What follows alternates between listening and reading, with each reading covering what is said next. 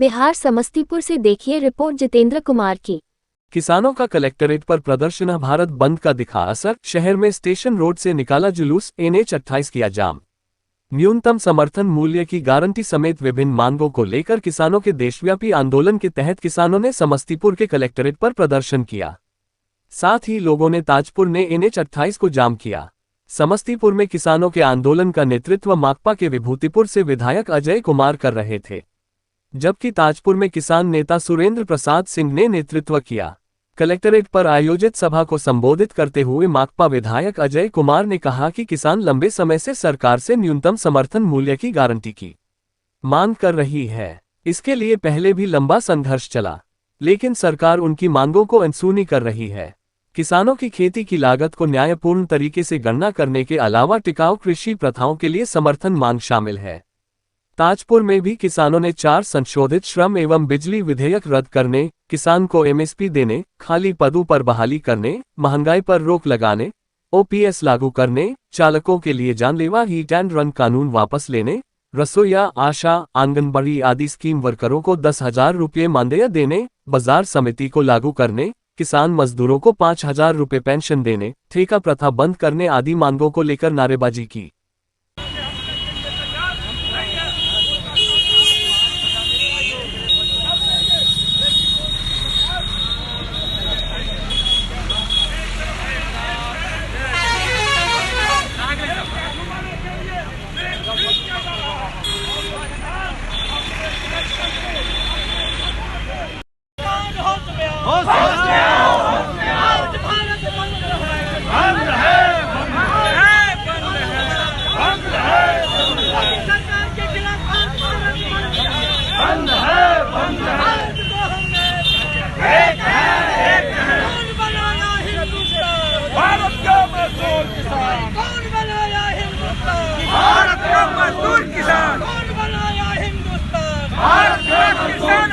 संविधान की रक्षा कौन करेगा? हम करेंगे, हम करेंगे। संविधान की रक्षा कौन करेगा? हम करेंगे, हम करेंगे। लोकतंत्र की रक्षा कौन करेगा? हम करेंगे, हम करेंगे। लोकतंत्र की रक्षा कौन करेगा?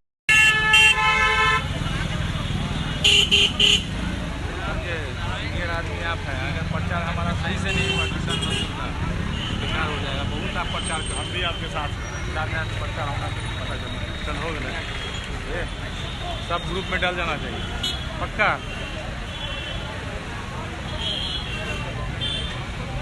क्या चाल है?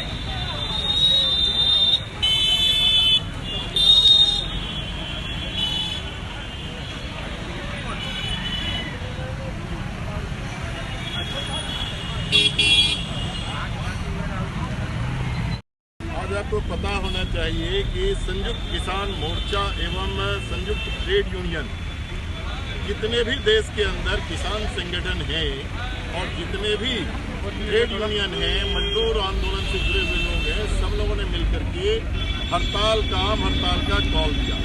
और आम हड़ताल के कॉल के पीछे जो डिमांड है, मकसद है, आप सब लोगों को पता है कि देश में किसान आंदोलन लंबे समय तक चली थी और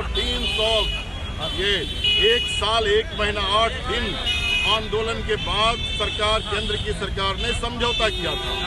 और जो समझौता किया था, किसान के सभी फसल का न्यूनतम समर्थन मूल्य हम कानूनी दर्जा देकर के देंगे। और दूसरा उसने जो किया था कि अजय मिश्रा, जो भारतीय जनता पार्टी के केंद्र सरकार के मंत्री हैं, उस मंत्री के बेटे ने जो लखीमपुर खैरी में जो कांड किया था, जिसमें किसान मारे गए थे, पत्रकारों के ऊपर भी हमले हुए थे, उनको सजा देने की बात किया था। और तीसरा, जो किसान आंदोलन में शहीद हो गए थे, सबके घर के लोगों को मुआवजा देने की बात किया था। और जितने भी मुकदमे किए थे, सभी मुकदमे को वापस लेने की बात किया था। और विद्युत एक्ट जो कृषि के क्षेत्र में जो लाया था, उसके वापसी की बात किया था। आवश्यक वस्तु अधिनियम में जो संशोधन कृषि के क्षेत्र में किया था, उसको पुनः लागू करने की जो बात किया था, इन सभी सवालों को लेकर के संयुक्त किसान मोर्चा और ट्रेड यूनियन ने आज आह्वान किया था।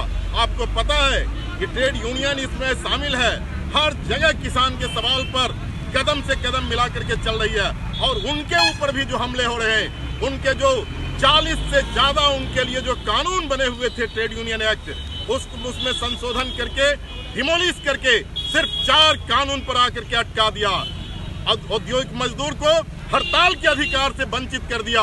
आंदोलन पर जाने से पहले एक एक लोगों का नाम मांगता है और जब नाम आप दीजिएगा तो सबको सस्पेंड करता, विक्टिम करता है।